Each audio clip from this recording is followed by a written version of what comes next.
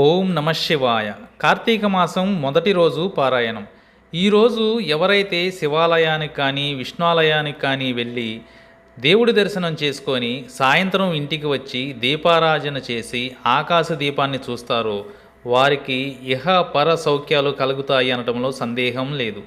ఈరోజు ముఖ్యంగా మనం చేయవలసిన దానంలో నెయ్యి దానం చేయవలసి ఉంటుంది. కార్తీక మాసం 30 రోజుల్లో కూడా 30 రకాల వస్తువులు దానం ఇవ్వాల్సి ఉంటుంది. అది ఏ రోజుకు ఆ రోజు మారుతూ ఉంటాయి.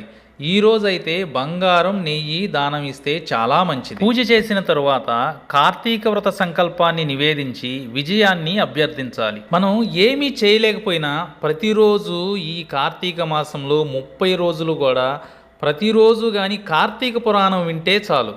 దాని వలన మనకొచ్చే పుణ్యం చాలా ఎక్కువగా ఉంటుంది. ఆ పరమేశ్వరుడు బోలాశంకరుడు. ఈ కార్తీక పురాణం వినటం వల్ల కూడా మనకి అమితమైన పుణ్యం లభించడమే కాకుండా మన ఇంట్లో సకల సిరి సంపదలు తలతూగుతాయి. ఈ కార్తీక మాసమే మహాశక్తివంతమైనది. ఆ శక్తివంతమైన ఈ మాసంలో ఈ కార్తీక పురాణం వినటం ఇంకా ఫలప్రదమైనది. మీరు ఏది కోరుకుంటే అది తప్పక నెరవేరుతుంది ఈ కార్తీక మాసంలో. ఇక కార్తీక పురాణం మొదటి రోజు పారాయణం చదువుతాను, జాగ్రత్తగా భక్తిగా వినండి. ఒకానొక నాడు నైమిషారణ్యంలోని ఋషులంతా సూత మహర్షి దగ్గరకు వచ్చారు. తన వద్దకు వచ్చిన మహర్షులందరినీ సూతుడు గౌరవించి కూర్చోబెట్టి అందరూ ఒకేసారి రావడానికి కారణమేమిటి అని ప్రశ్నించాడు. వచ్చిన వారిలో ఒకడైన ఋషులందరికీ నాయకుడైన శౌనకుడు సూత మహర్షికి నమస్కరించి, మీ కారణంగానే మేమంతా సమస్త వేద విజ్ఞాన సంపన్నులమై కర్మ ధర్మాచరణ ప్రవక్తులమై యజ్ఞయాగాది జప తపోనిష్ఠులమై వృద్ధి పొందుచున్నాము. మీ చేత కార్తీక మాస మహాత్యమును చెప్పించుకొని వినాలని వచ్చాము. కార్తీక మాసము హరిహరులిద్దరికీ పరమ ప్రీతికరమైనది. ఈ మాసంలోని 30 రోజులు పరమ పవిత్రమైన పర్వదినాలే. ఈ మాసంలో చేసిన స్నాన జప తప దానాలకు అపారమైన ఫలసిద్ధి లభిస్తుందని విన్నాము. అంతటి విశిష్టమైన కార్తీక మాస వైభవాన్ని అంతటిని సమస్త విశేషాలతో సవివరంగా వినిపించి మమ్మల్ని కృతార్థులను చేయవలసింది అని సవినయంగా ప్రార్థించారు. అప్పుడు సూత మహర్షి, ఓ మునిజన శ్రేష్ఠులారా, మీ కోరిక పరమ ఆమోదకరము. మీరన్నట్లే కార్తీక మాసము అత్యంత పుణ్యప్రదమైనది. ఈ మాసం కేవలం హరిహరులకు మాత్రమే కాదు, సమస్త దేవతలకు ప్రీతిపాత్రమైనది. ప్రతి మాసంలో ఏదో ఒకరోజు మాత్రమే పర్వదినం ఉంటుంది. కానీ ఈ కార్తీక మాసంలో నెల రోజులు కూడా పర్వదినాలే. ఈ మాసం ధర్మ కార్యాచరణలకు నియమనిష్టలకు నిలయము. ఈ కార్తీక మాస మహాత్యం విన్నవారికి పుణ్యగతులు లభిస్తాయి. ఈ మాసంలో కర్మసాక్షి అయిన సూర్యభగవానుడు తులారాశిలో సంచరిస్తుంటాడు. కనుకనే ఈ మాసంలో చేసిన పూజలు, వ్రతాలు, దాన ధర్మాలు, దీపారాధనలు, నక్తములు, ఉపవాసములు, పురాణ శ్రవణములు అనేక జన్మలలో చేసిన పాపాలను సైతం హరింపజేసి పుణ్యగతులను ప్రసాదిస్తాయి. అభీష్ట సిద్ధి లభించి జీవితం సుఖమయమై సాగిపోతుంది. ఇహ పరాలలో ఉత్తములై వర్ధిల్లుతారు. మానవ శ్రేయోభిలాషులై తరించే మీకు ఈ పురాణాన్ని వినిపించడం వలన నేను ఉత్తమ గతిని పొందుతాను అని అన్నాడు. మహామునులారా, ఈ కార్తీక పురాణమును గురించి స్కంద పురాణంలో ఉంటుంది. దీనిని మొట్టమొదట పరమేశ్వరుడు పార్వతీదేవికి, శ్రీమన్నారాయణుడు శ్రీ మహాలక్ష్మికి, చతుర్ముఖుడు అంటే బ్రహ్మదేవుడు నారద మహర్షికి, నారదుడు వశిష్ఠ మహర్షికి, వశిష్ఠుడు జనక మహారాజుకి వివరంగా చెప్పారు. వశిష్ఠుని దయ వలన ఈ కార్తీక మాస మహాత్యాన్ని వినే అదృష్టం నాకు కలిగింది. నేను విన్న ఆ విశిష్టమైన పురాణాన్ని మీకు వినిపిస్తాను. సావధాన మనస్కులై విని తరించండి అని అన్నాడు. ఒక పవిత్రమైన రోజున వశిష్ఠ మహర్షి మిథిలా నగరానికి వచ్చి జనక మహారాజు దగ్గరకు వెళ్ళాడు.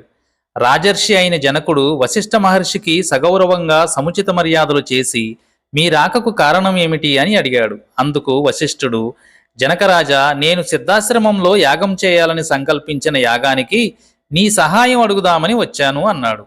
దానికి జనకుడు, మహర్షి, మీ యాగానికి కావలసిన ధనాన్ని, అనేక విధాలైన సంభారములను అన్నింటినీ మీ కోరికను అనుసరించి మీకు సమర్పిస్తాను. నాకు నా సంపదలకు ఇంతకంటే గొప్ప ప్రయోజనం ఏముంటుంది అంటూ వినయంగా అంగీకరించాడు. ముని జనశ్రేష్ఠుడైన ఓ వశిష్ఠ మహర్షి, నాకు చాలా కాలం నుండి ధర్మార్థ కామ మోక్షప్రదాయకమైన సర్వపాపహరమైన కార్తీక మాస మహాత్యాన్ని వినాలని కోరిక. కనుక నా యందు అనుగ్రహముంచి కార్తీక పురాణాన్ని వినిపించి నన్ను కృతార్థుడిని చేయమని ప్రార్థించాడు. విశ్వశ్రేయస్సును కోరుకునే వాళ్ళకి, భక్తి గల వారికి ఈ విధమైన కోరికలు కలుగుతుండడం సహజమే. కార్తీక మాసం 30 రోజులు పుణ్యప్రదాలైనవే. ఈ మాసంలో చేసే జప తపాలకి, స్నాన దానాలకి, వ్రతాలకి అనంతమైన ఫలితం కలుగుతుంది అని, ఈ మాసంలో ఆచరించవలసిన విధి విధానాల గురించి, ఈ మాస మహాత్యాన్ని గురించి స్కాంద పద్మపురాణాలు రెండుగా వివరంగా చెప్పాయి. ఈ కార్తీక మాసంలో సూర్యోదయ కాలానికి ముందుగానే చేసే స్నానం పరమ పుణ్యప్రదం. ఈ మాసంలో గంగానది సమస్త నదీ జలాలలోనూ, కాలువలు, చెరువులు మొదలైన జలాశయాలన్నిటిలోనూ అంతర్లీనంగా ప్రవహిస్తూ ఉంటుంది. స్నానంతో పవిత్రులై పుణ్యప్రదమైన శరీరంతో చేసే దాన ధర్మాలు అనంతమైన ఫలితాన్ని ఇస్తాయి. ఈ మాసంలో చేసే పితృకార్యాలు, పితృకర్మలు 7 తరాల వరకు పుణ్యగతులను కలిగిస్తాయి. ఈ కార్తీక స్నాన వ్రతాదులను ఆచరించడానికి స్త్రీలు, పురుషులు, బాలురు, యువకులు వార్ధక్యములతో తేడాలేవీ ఉండవు. ఏ వయసు వారైనా, ఏ జాతి వారైనా స్నాన దాన జప తపాదులను చేసి తరించే ప్రయత్నం చేయవచ్చు. జనక మహారాజా, ఈ కార్తీక మాసానికి అధిపతి దామోదరుడు కనుక దామోదరుని పూజ, కేదారేశ్వర వ్రతాలను ఈ కార్తీక మాసంలో ఆచరించడం వలన శివకేశవులిద్దరి అనుగ్రహం అపారంగా లభిస్తుంది. జలరాశులన్నిటిలో అంతర్లీనంగా ఉన్న గంగాదేవి అనుగ్రహము లభిస్తుంది. సూర్యోదయానికి పూర్వమే చేసే స్నానము ముక్తిప్రదమైనది.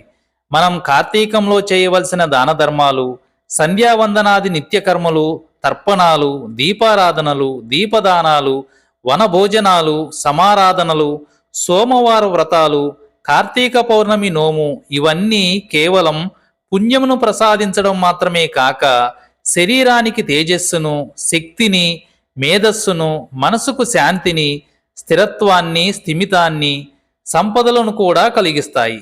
భుక్తి ముక్తులను ప్రసాదించే ఏకైక మాసం ఈ కార్తీక మాసం. ఈ కార్తీక మాసంలో ఏకభుక్తం అంటే ఒక పూట ఉదయం మాత్రమే భోజనం చేసి ఉండటం, నక్తం అంటే ఉదయమంతా ఉపవాసం ఉండి సాయంత్రం నక్షత్ర దర్శనం అయిన తరువాత భోజనం చేయడం, సోమవారాలు, పూర్ణిమ, ఏకాదశులు మొదలైన రోజులలో చేసే ఉపవాసాలు మోక్షప్రదాలు. పూర్తిగా ఉపవాసం చేస్తూ సంధ్యా సమయంలో తీర్థప్రసాదాలను స్వీకరించడం, ఉపవాసం చేయడం అనేవి పుణ్య ముక్తిప్రదాలు. వారాంతట వారుగా ఇతరులు పెట్టిన దానిని మాత్రమే భుజిస్తూ నిత్యము జపం, తపం, పురాణ పఠనం, దీపారాధన చేయడం, క్షేత్ర సందర్శనం మొదలైన వాటన్నిటినీ భక్తి శ్రద్ధలతో చేయడం ఆరోగ్యదాయకమే కాక మోక్షకారకం కూడా. ఈ దీక్షతో కార్తీక సోమవార వ్రతం చేసిన ఫలితం లభిస్తుంది. మొదటి రోజు కార్తీక పారాయణం సమాప్తం. ఓం నమః శివాయ.